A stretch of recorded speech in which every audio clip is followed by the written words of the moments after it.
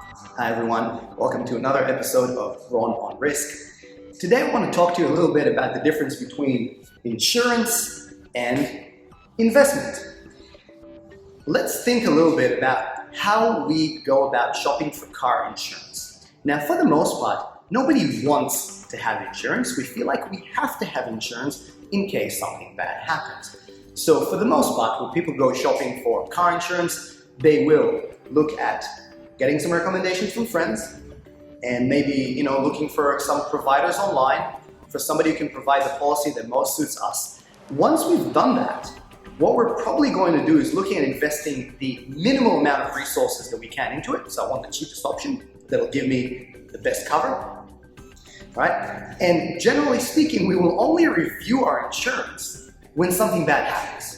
So if I had a car accident and all of a sudden I got to get in touch with my insurer, maybe I'm finding out that something I thought was covered wasn't, and so on and so forth, whatever it is, even if everything works out, for the most part, that's really the only time we'll review our policy. Okay? Now that is the equivalent of an old risk management paradigm, which is value protection. How do I use risk management to protect what I have? That is a very old approach. The new approach really means we should look at risk management more as a type of investment. Now, when I think about investment, what are the things that I need to consider? What are the things that people look at?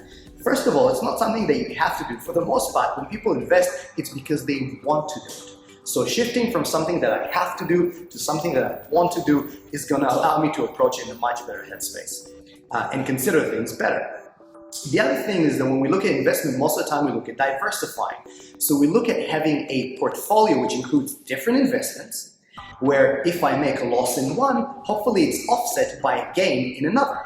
And we should approach risk in the same way. We should look at potential losses and potential gains, and hopefully how when one thing may not work out, it might present opportunity in another way. So it gives us a much more balanced approach between the negative and positive. The other thing that we do with investments is instead of checking them once a year or when things go bad, most of the time we check them on a bit more regular basis so we can tweak and adapt to make sure that we are on the right track to making the best gain that we can, or the best return that we can. When we look at risk in that way, what we're looking at now is value creation, not just value protection. This is what we refer to as a resilient approach, where we look at the operating environment that we have, we look at enhanced decision making, we look at how we can get people to make better decisions and look at risk in a both strategic and tactical way.